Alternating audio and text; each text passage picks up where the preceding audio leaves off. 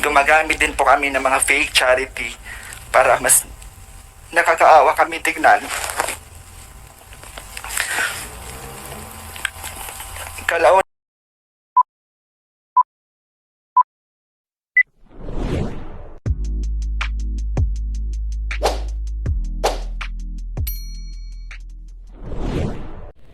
Hello guys, welcome back sa aking YouTube channel. Para sa mga first time lang po na manood, please click mo na yung Jeremy's TV Manila.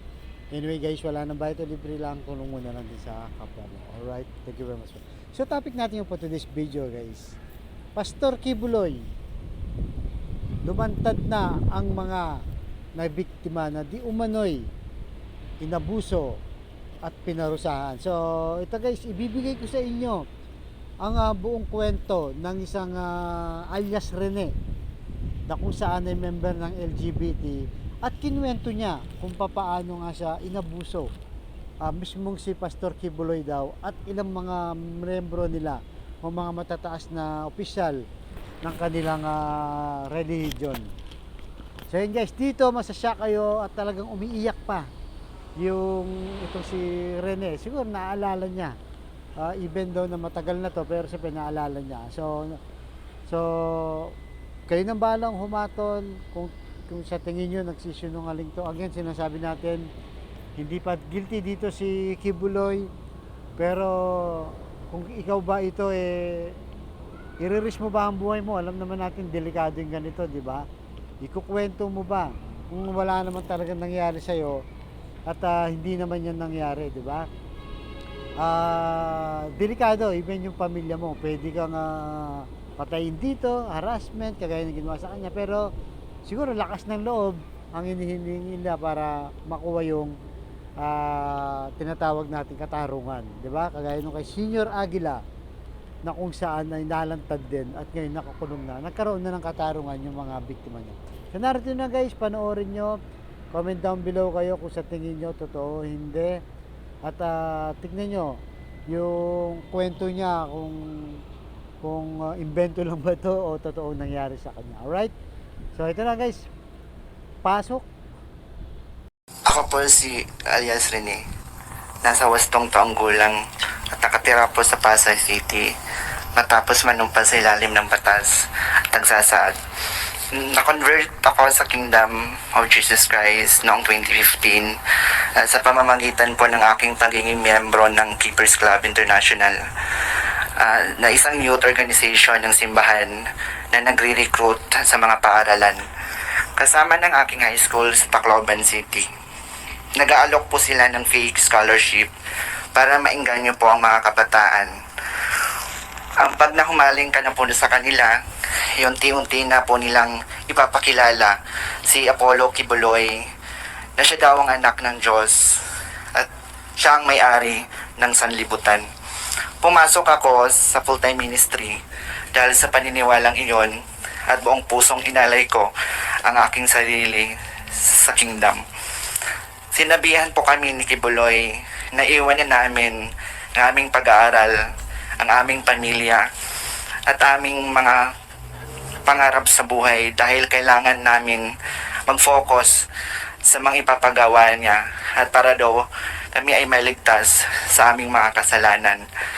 Pagkatapos po ng aking baptismo, pinang-area po agad ako at ang ibig sabihin po nito ay ang araw-araw na panlilimos sa mga kalsada, mga restaurant, plaza, mga malls at mga bahay at may mga tinatawag na goal. Ukuta kami araw-araw na dapat naming makuhang pera. 3,000 po ang aking goal everyday na kailangan ko po ito makamit. Nagpanggap po akong pipi at bingi. Kung hindi ko po ito maabot, ay papaluin po ako at di pa ako papakainin.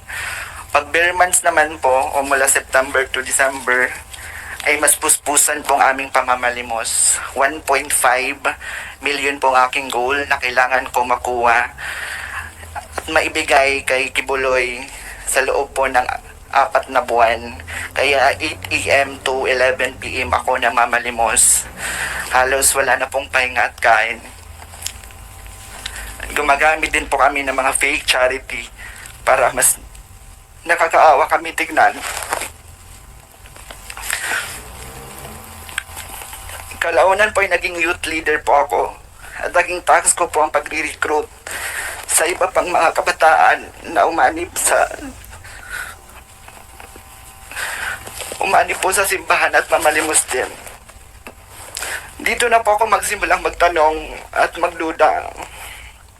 Nagigilty po ako na mag-recruit ng iba pang mga kabataan. Gusto ko na pong umuwi sa amin, pero sa isang banda po wala na po ako mapuntahan dahil iniwan ko na po ang pamilya ko. Nung nahalata na nila na po, ako po ay may agam-agam, pinadala po ako sa Central Headquarters sa Davao. Akala ko ay matutupad na ang pangako nila sa akin na pag-aaralin sa Jose Maria College. Pero dinala lang pala nila ako sa Glory Mountain, kung saan po dinadala yung mga sanction workers o yung mga hindi nakakakuha po sa mga kuta nila o ang kailangan ng pagwawasto. Ako po ay naging landscaper ni Kibuloy sa Glory Mountain at doon ko na po naranasan ang pananakit mismo sa kamay ni Kibuloy. Pag hindi po siya nagagandahan sa aming landscape sa mansion niya, sinasampal niya po kami at pinahampas. Mga apat beses ito sa isang linggo. Sa Glory Mountain po, pag dumadating po si Kibuloy, sakay ng chopper, may dala po siyang mga malalaking bag na laman po ay mga iba't ibang uri ng baril. At nilalatag po ito sa tent, nakatabi po ng mansion niya. Minsan po pumupunta din po doon si former President Rodrigo Duterte at former Mayor, Davao Mayor Sara Duterte. At pag umaalis na po sila doon sa Glory Mountain, dala na po nila yung mga bag na siya pong bag na nilalagyan po ng mga baril. Noong 2020 po, nagpaalam po ako na umuwi sa amin dahil hindi ko na po kaya yung pananakit ni Kibuloy. Inassign naman po ako pero hindi po ako pinayagan. Inassign naman po ako sa personal assistant ni June Andrade na isang sa mga mataas na opisyal ng kingdom. Dito po ako nakaranas ng mga sexual abuse. Pinipilit niya ako na pinipilit niya po ako at imabit siya. May basbas naman doon ito kay Kibuloy. Tinumong ko ito sa executive secretary ng kingdom at CEO ng McDonald's KJC na si Eleanor Cardona. Pero hindi po naniwala bagkos pinagalitan ako at sinampal dahil grabe na daw po yung yawa sa loob ko. Pinag-fasting ako ng 7 araw na walang kain. Gusto ko na pong tawagan yung family ko para humingi ng tulong. Pero wala na po akong cellphone. Kalagitnaan po ng 2020, ako po ay na-assign sa SME9 News sa Makati bilang pong researcher. 8 a.m. to 4 p.m. po yung duty ko sa newsroom. At 6 p.m. to 11 p.m. naman po ako namamalimos. Si Tina San Pedro po, na boss namin sa SME9, ay siya din nagsasabi sa amin na kailangan namin ma-hit yung aming mga goals. Minsan din hindi ko po ito naaabot dahil na rin sa pagod sa duty sa newsroom. Kaya sinasampal po ako at hinahampas ng libro ni Tina San Pedro. 2021 po ako umalis ng tuloy ng kingdom. Buong ang loob ko at kahit natatakot ako, sabi ko hindi na ako magpapapigil pa. Nung unay araw yun nila ako payagan, pero kalaunay pumayag sila matapos ko sabihin na kakasuhan ko si Tina San Pedro. Pero bago po ako umalis ng SME9, kinausap po ako ng SME9 CEO Marlon Rosete na wag daw ako magsasalita tungkol sa kingdom, anong mga nalalaman ko, especially sa mga nakita ko sa Glory Mountain. Kung hindi, ipapakulong daw ako at mawawala ako dito sa mundo. Nanahimik po ako ng ilang taon. Bit-bit po ang trauma, ang aking mga pinagdaanan. Lalo na po ako ay member ng LGBTQ community. Maraming salamat.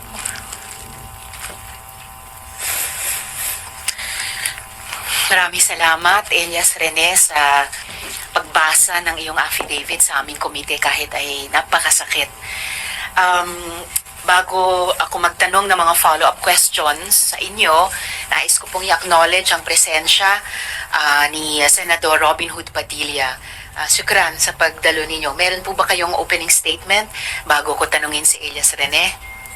Nabanggit mo dito sa affidavit mo na nakita mo si former President Duterte at ang ngayong Vice Presidente na dating Mayor Sara Duterte. At pinaalalahanan kita, Elias Rene, ha, tulad ng lahat ng resource persons, under oath ka. Makukumpirma mo ba ito na nakita mo sina dating Presidente Duterte at kasalukuyang VP, dating Mayor Sara Duterte, dun sa Glory Mountain? Before that, Madam Chair, gusto ko lang i-correct yung Psalms of David Orchestra po, not Philharmonic Orchestra. Okay, so ibang pangalang orchestra, hindi Philharmonic. Opo, Okay. Madam Chair. Well noted. Ngayon, yung kino-confirm mo ba na nakita mo sa Glory Mountain si dating Presidente at si dating Mayor na kasalukuyang Vice Presidente? Yes po, Madam Chair. Nakikita ko po sila sa Glory Mountain. So today I'm getting ready to show you how you can make a low content book just like these that have absolutely nothing. At paano mo naman, isang particular na binanggit mo, paano mo nalaman na baril ang pinapasok sa mga bag? Nakita mo yung mga bag, paano mo alam na baril ang nasa loob ng mga bag? Yes po, Madam Chair, kasi pag pumupunta po doon si Kibuloy sa Glory Mountain, sakay po ng chopper, meron po siyang mga dalang malalaking bag. Tapos yung bag po ay from helipad, sinasakay niya po doon, dinadala niya sa mansion niya. Tapos after nilalatag po sa ground, sa may tent po na near mansion niya. Tapos doon po nilalatag yung mga iba't ibang uri ng baril. So teka, ang nilalatag ay bag pero inilalabas ang laman ng bag? Nilalatag, baril po yung kinukuha from the bag, tapos ito pa inilalatag sa ground. Okay, so hindi lang bag ang nilalatag. After ilatag yung bag sa ground, dun sa tent, nakita mo na inilabas yung laman at nakita mo na ang laman ay baril na iba't ibang klase? Yes po, Madam Chair. Okay, so kino-confirm mo yan sa komite na nakita mo ng sarili mong mata na inilabas ang laman ng mga bag at ang lamang ito ay mga baril na iba't ibang klase. Yes po, Madam Chair. Okay, maraming salamat, Elias Rene. Baka may mga tanong pa yung kami ng mga komite mamaya po. Ito pa pala, follow up lang, Elias Rene, para lalong mapatotohanan, ma-confirm ang mga sinabi mo sa amin so far.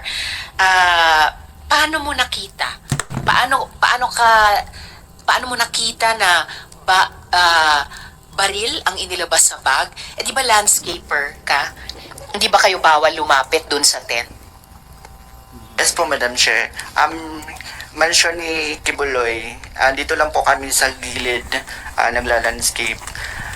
Tapos, sinasabihan po kami, kapag pumupunta na si Kibuloy, ina-advisean po kami na bawal po namin sabihin yung mga nakita namin sa mga kasama namin doon sa Glory Mountain. Ganong kalapit o kalayo dun sa tent na pinaglatagan ng bag, yung tent na pinaglabasan ng mga baril, gaano kalapit o kalayo sa mansyon kung saan ka nagla-landscape, yung tent na yan? Malapit po, Madam Chair.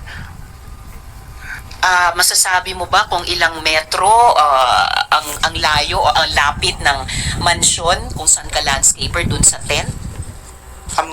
Like from here, then doon sa may pinto po.